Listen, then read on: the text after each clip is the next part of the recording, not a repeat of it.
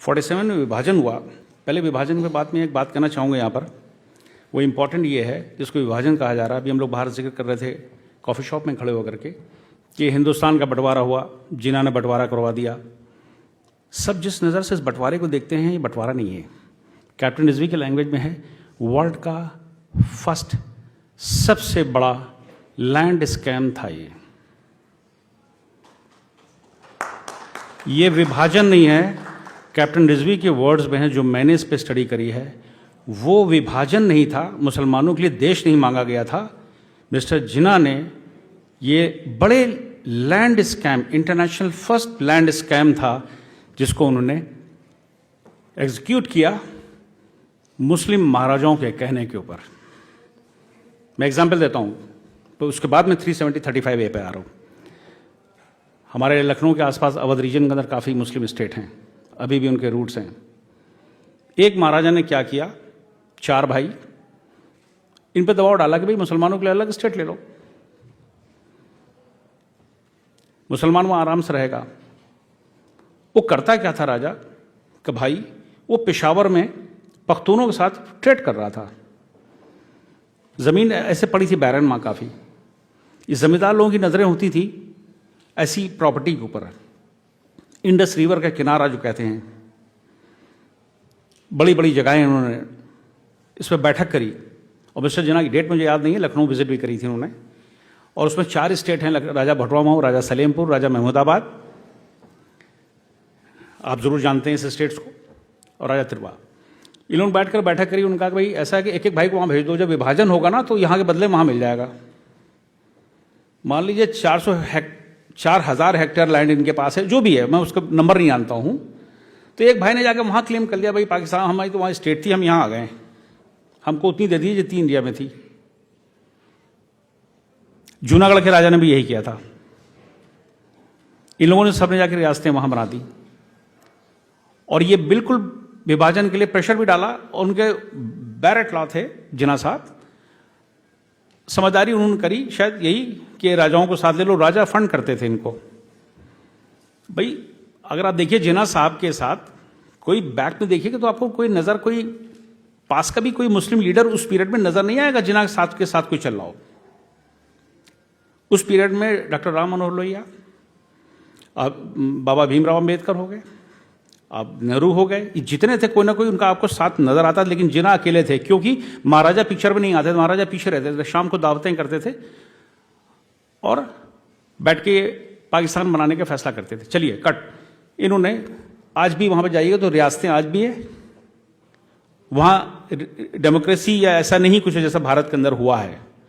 आज भी वहाँ चौधरी है, आज भी ऐसे ही चल रहा है जैसे महाराजाओं का टाइम चलता है। राजा नहीं कहते हैं, वो चौधरी कहलाते हैं। आज भी उनके यहाँ गुलाम होते हैं, आज भी वैसे ही सब कुछ रियासत चल रही है। वो उनको लैंड के बदले में लैंड वहाँ दुगनी हो गई। यहाँ भी रियासत है, वहाँ भी रियासत है, बहुत सारे नाम इसके अंदर है। 370 और 35 से इसको बना कैसे सब आप लोगों को पता ही है। इससे नुकसान हमको क्या हुआ है, क्योंकि मैं बल्तिस्तान से हूं, बॉर्न हुआ हूं लखनऊ में, मेरी मदर लखनऊ की, मेरे फादर स्कर्दू के। यूसुफ शाह मेरे दादा राजा हरि सिंह के जनरल थे आर्मी में, और शाह फैमिली हम लोग माइग्रेट किए थे उस टाइम किए होंगे, मशहद से किए थे ईरान से। भुगतभोगी यूं हुए कि मेरे फादर और मेरा छोटे चाचा नैनीताल में आके बस गए थे 39 में, और यहाँ पे ठेकेदारी कर रहे थे, कंस्ट्रक्शन काम कर रहे थे। मेरे अकेले उस बल्तिस्तान के एरिया में इंजीनियरिंग मेरे फादर ने सिर्फ करी थी, वो भी राजा हरि सिंह के स्कॉलरशिप पे। 47 में इंडिपेंडेंस हो गया। मेरे फादर गर्मी की छुट्टी में स्कर्दू गए थे। कश्मीर वाले समझ सकते होंगे कि स्कर्दू या लद्दाख के इलाके में गर्मी में जाया जाता है। अगस्त में आज़ाद हुआ था, जब यहाँ बारिशें होती हैं। मेरे फादर वहाँ थे 5-6 महीने से 47 में, देखने के लिए घर गए हुए थे, और बड़ा लंबा रास्ता था वो स्कर्दू पहुँचने का। आज़ाद हो गया, 2.5 महीने तक पता ही चला, 3 महीने तक पता ही नहीं चला। बॉर्डर पार करने के लिए मेरे फादर को पकड़ लिया गया, कबायलियों ने पकड़ लिया। कबायली बैठे थे उस पार, कई लोगों को पकड़ा। उसमें नैनीताल से गए। अभी मेरा एक चाचा जिंदा है, 95 ईयर्स के हैं अभी वो नैनीताल में, और मेरे फादर को जेल में डाल दिया। बड़ी मुश्किल से उनको छुड़ाया गया। मेरी मदर यहाँ रानीखेत में पोस्टेड थी, डॉक्टर थी, सर्जन थी मेरी मदर। हाथ पैर हिलाने शुरू करे, चिट्ठी वहाँ से आ रही, वो भी चिट्ठियाँ भी आती थी 2-3 दिन महीने के अंदर। मेरे फादर को छोड़ा गया 7-8 महीने के बाद। फिर उन्होंने ट्राई किया कि मेरी फैमिली वहाँ है, तब मैं हुआ भी नहीं होगा, मेरी बड़ी बहन हुई थी।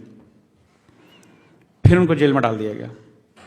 सर 12 साल तक मेरे फादर जद्दोजहद करते रहे, मेरी माँ यहाँ से लड़ती रही, और थैंक्स टू हम उनको अंकल कहते थे केसी पंत साहब, उन्होंने उस पीरियड में मदद करी।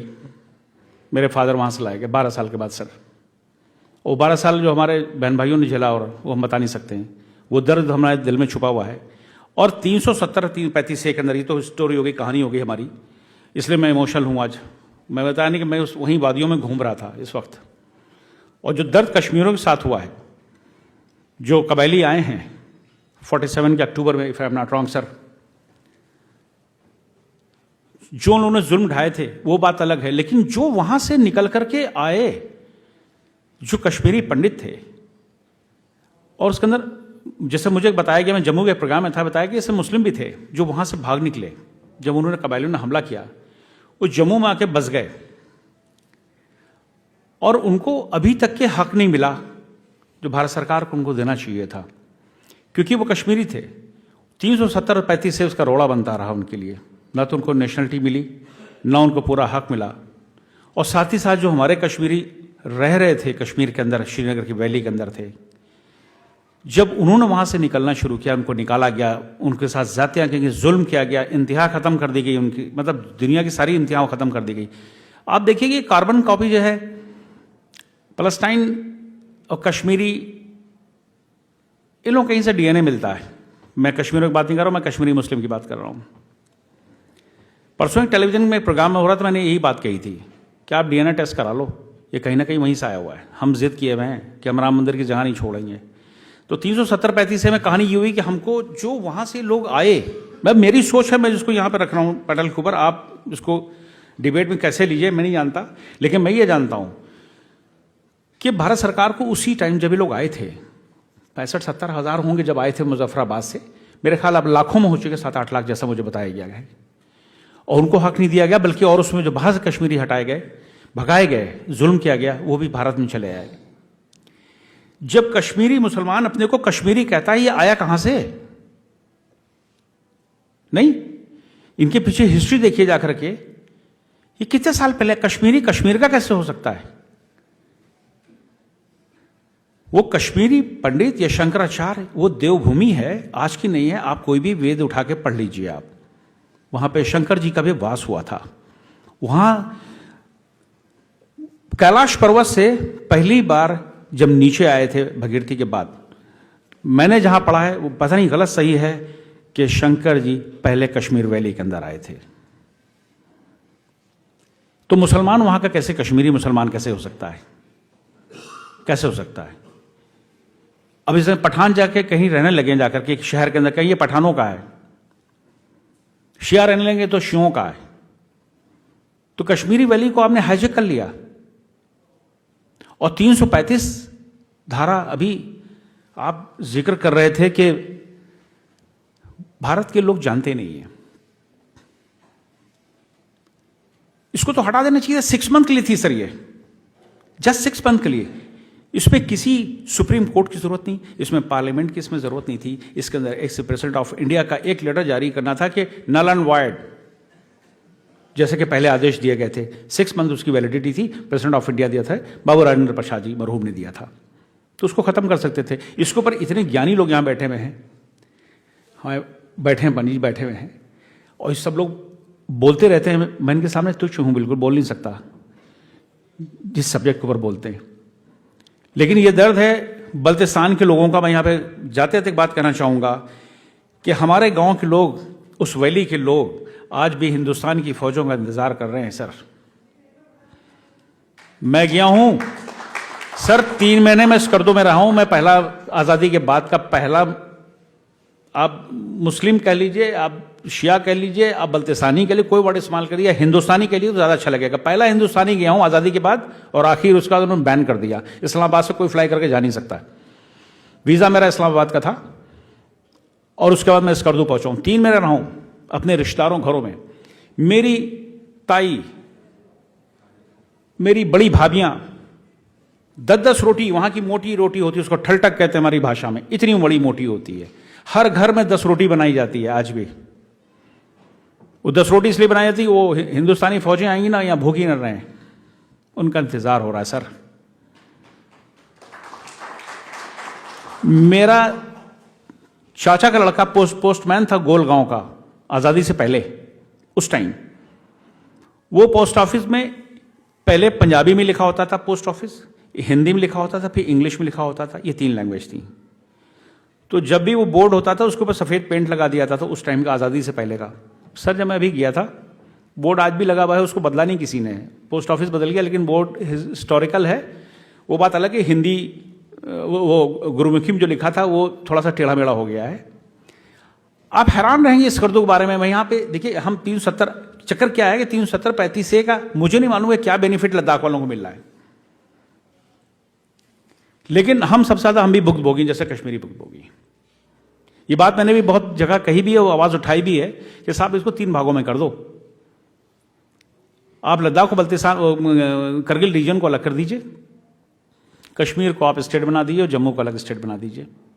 और जब दोनों निकल जाएंगे तो इतने से रह जाएगा कश्मीर, आप उसको कंट्रोल भी कर सकते हैं, उसका लॉ ऑर्डर को भी देख सकते हैं, इतना सा रह जाएगा। और 35 है और जो 370 है, मुझे नहीं समझ में आ रहा कि सुप्रीम कोर्ट में ये अंकुर जी भी उसमें काफ़ी वो कर रहे हैं, मैं देख रहा हूँ, लेकिन भारत सरकार को उसको फैसला लेना चाहिए, इसको हटा देना चाहिए, बंद कर देना चाहिए। उसका मैंने एक बल्तिस्तानी से पूछा, करगिल वाले से पूछा, भाई तुम्हें क्या फ़ायदा 370-35 का? तो हमें तो कोई फ़ायदा नहीं है, हमारे यहाँ तो नैनीताल से भी शादी कर लेते हैं, हम देहरादून से कर लेते हैं, कश्मीरी वाला नहीं कर सकता, वो आते भी रहते चले आते हैं, हमें तो कोई फ़र्क नहीं पड़ा, जो कुछ है वैली के अंदर है, वो हमारे पास कंप्लायंस नहीं। हमने कहा नहीं ऐसा नहीं होगा, क्योंकि कश्मीर पूरा Jammu and Kashmir. Sir confusion है बहुत बड़ा, 370-35 से कंफ्यूजन है।